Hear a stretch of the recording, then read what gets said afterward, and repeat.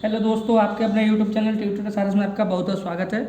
पिछले वीडियो में हमने नागरिकता का पार्ट 2 पढ़ा था।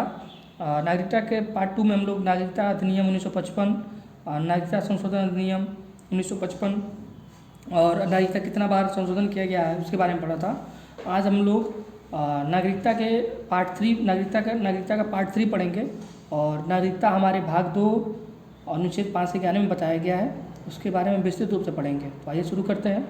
नागरिकता सिटीजनशिप अनुच्छेद 5 में क्या बताया गया है, आइए उसके बारे में पढ़ते हैं हम लोग।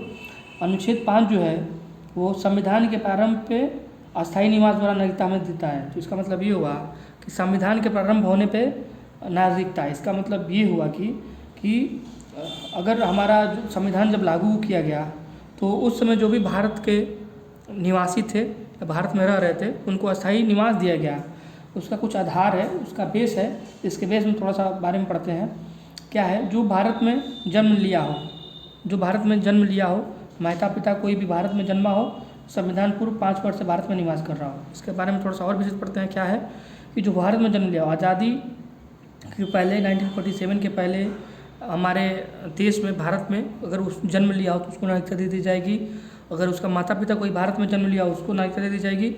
या जब 26 जनवरी 1950 को हमारा संविधान बनकर तैयार हुआ तो उसके पहले 5 वर्ष तक अगर भारत में निवास कर रहा हो तो उसको नागरिकता दे दी जाएगी। तो अनुच्छेद 5 में हमें ये बताता है। और अनुच्छेद 6 क्या बताता है, आइए इसके बारे में पढ़ते हैं थोड़ा सा। अनुच्छेद 6 जो है, पाकिस्तान से भारत प्रव्रजन करने वाले की नागरिकता। इसका मतलब ये हुआ कि पाकिस्तान से जो भी भारत में आएंगे उनको नागरिकता दे दी जाएगी। तो किस प्रकार दी जाएगी, इसके बारे में थोड़ा सा हम विस्तृत रूप से पढ़ते हैं। उसका आधार क्या है, बेस क्या है, उसका बेस क्या है, ये पढ़ते हैं। वो माता पिता या दादा नानी में से कोई अविवाहित भारत में जन्मा हो या 19 जुलाई 1948 से पूर्व भारत चला आया हो। इसका मतलब ये हुआ कि पाकिस्तान से आने वाले में अगर उसका कोई माता पिता हो, दादा दादी हो, नाना नानी हो, या कोई भी अविभाजित भारत या बंटवारा से पहले भारत में जन्मा हो तो उन्हें भारत की नागरिकता दे दी जाएगी। और दूसरा बेस क्या, आधार क्या है, अगर वो 19 जुलाई 1948 से पूर्व भारत चला आया हो। इसका मतलब ये हुआ कि 19 जुलाई 1948 के पहले अगर वो भारत में चला आया हो तो उसको भारत की नागरिकता हमें दे दी जाएगी। और आर्टिकल 7 के बारे में हम लोग अभी विस्तृत रूप से पढ़ेंगे कि article 7, article 8, article 9, article 10, article 11 क्या कहता है। तो आर्टिकल 7 के बारे में अभी हम लोग विस्तृत रूप से पढ़ते हैं। तो आइए हम लोग आर्टिकल 7 पढ़ते हैं। आर्टिकल 7 के बारे में क्या कहा गया है इसके बारे में थोड़ा सा जानते हैं। फिर आर्टिकल 7 में क्या किया गया है, पाकिस्तान को प्रव्रजन करने वाली की नागरिकता। तो आर्टिकल 7 के बारे में हम लोग पढ़ रहे थे। आर्टिकल 7 हमें क्या बताता है, पाकिस्तान को प्रव्रजन करने वाले की नागरिकता। इसका मतलब ये हुआ कि अगर पाकिस्तान से अगर कोई जाता है, भारत से पाकिस्तान कोई चला जाता है तो उसकी भी नागरिकता कुछ बनी रहेगी। तो उसका आधार बेस क्या है, 1 मार्च 1947 के बाद पाकिस्तान चले गए किंतु वापस आ गए तो उन्हें हम नागरिकता दे देंगे। इसका मतलब ये हुआ कि 1 मार्च 1947 को अगर कोई पाकिस्तान में कोई उसका रिश्तेदार हो या कोई भी उसका भाई बहन या कोई भी सगा संबंधी हो, वो उसके याद में चला गया और फिर उसके साथ फिर वो भारत में लौट आया तो उसको भी नागरिकता आर्टिकल 7 के द्वारा दे दी जाएगी। तो आर्टिकल 7 हमें यही बताता है। उसके कुछ कंडीशन है, उसके बारे में पढ़ लेते हैं। 1 मार्च 1947 को परमिट व्यवस्था घोषित हुई थी और 1 मार्च 1941 को परमिट व्यवस्था लागू कर दी गई थी। इसका मतलब ये हुआ कि 1 मार्च 1947 को एक परमिट व्यवस्था लाई गई थी जिसके द्वारा आर्टिकल 7 से नागरिकता पाकिस्तान से आने वाले या जाने वाले को नागरिकता दी जा रही थी। और ये 1 मार्च 1948 को ये परमिट व्यवस्था लागू की गई थी। आर्टिकल 8 हमें क्या बताता है, जिसे अनुच्छेद 8 कहते हैं, ये हमें ये बताता है कि भारत से बाहर रहने वाले भारतीय मूल के व्यक्तियों की नागरिकता, जिसे PIO कहते हैं, पर्सन ऑफ इंडियन ओरिजिन।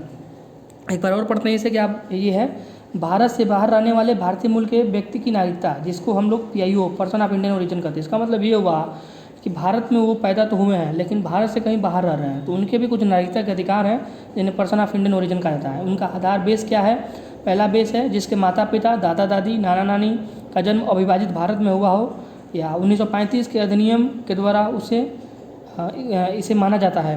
इसका मतलब ये हुआ कि जो PIO कार्ड धारक हैं उनके माता पिता, दादा दादी, नाना नानी का जन्म अविभाजित भारत, मतलब भारत का जो बंटवारा पाकिस्तान और भारत में नहीं हुआ था तो भारत में उनका जन्म हुआ हो और 1935 का जो अधिनियम लाया गया था उसके तहत वो वैध माने जाते हैं, तो उनको PIO card, person of Indian origin माना जाएगा और उनको भारत की नागरिकता मिल जाएगी।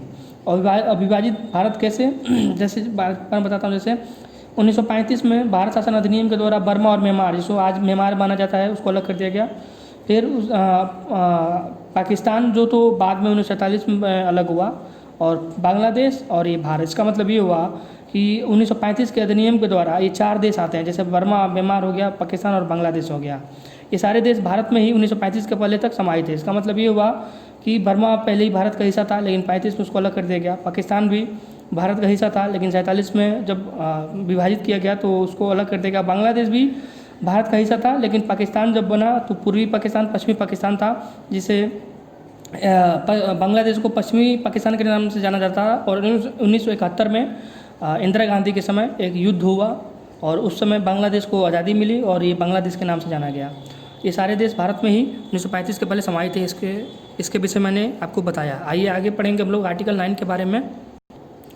आर्टिकल 9 के बारे में मैं आपको बता रहा था कि आगे पढ़ेंगे। आर्टिकल 9 क्या होता है इसके बारे में थोड़ा समझते हैं। आर्टिकल 9 जो हमें बताता है कि भारत का नागरिक किसी अन्य देश की नागरिकता ग्रहण करता है तो भारतीय नागरिकता उसकी नामत हो जाएगी। इसका मतलब ये हुआ कि भारत का कोई नागरिक हो, जन्म से, देशीकरण से, किसी भी प्रकार से, अगर वो विदेश में जाके, विदेश जैसे मतलब भारत से बाहर किसी भी कंट्री में जाके, जैसे Sri Lanka, Bhutan, Maldives, Russia, America, England, किसी भी देश की नागरिकता अगर ले लेता है तो उसकी भारत की जो नागरिकता है वो खत्म हो जाएगी। आधार क्या है, बेस क्या है, इसके बारे में थोड़ा सा पढ़ते हैं। किसी अन्य देश की नागरिकता स्वीकार करेंगे तो भारतीय नागरिकता चली जाएगी। इसका मतलब ये हुआ कि अगर किसी देश में जाके उसकी देश की नागरिकता आप स्वीकार कर लेते हैं तो आपकी भारतीय नागरिकता जो है वो खत्म हो जाएगी। स्वयं से परित्याग करने पे, अगर आप भारत की नागरिकता अपने मन से परित्याग कर देते हैं तो आपकी जो भारत की नागरिकता है वो खत्म हो जाएगी। सरकार अगर नागरिकता छीन ले ली, अगर आप देशद्रोह या किसी अन्य गतिविधि में पाए जाते हैं तो सरकार जो है आपकी नागरिकता छीन लेगी।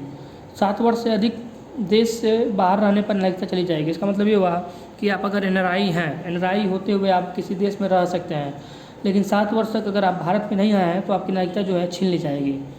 5वां जो है हमें बताता है, भारतीय महिला विदेशी पुरुष से शादी कर लेती है तो भारतीय नागरिकता समाप्त हो जाएगी। इसका मतलब ये हुआ कि अगर कोई भारतीय महिला है वो विदेश में जाके किसी पुरुष से शादी कर लेती है और वहाँ से जाके बस जाती है, रहने लगती है, तो उसकी जो भारतीय नागरिकता है वो समाप्त हो जाएगी। जैसे प्रियंका चोपड़ा है, वो जाके अमेरिका में रहने नहीं लगी हैं, अभी जाती हैं, चली आती हैं। अगर पूर्ण रूप से अगर वो जाकर रहने लगे अमेरिका में तो उनकी नागरिकता जो है छीन ली जाएगी। जैसे सानिया मिर्जा भी हैं, वो पाकिस्तानी से शादी की हैं लेकिन वो भारत में ही रहती हैं, इसलिए उनकी भी नागरिकता भी छीनी नहीं गई है। अगर वो जाके पाकिस्तान में रहने लगे तो उनकी नागरिकता छीन ली जाएगी।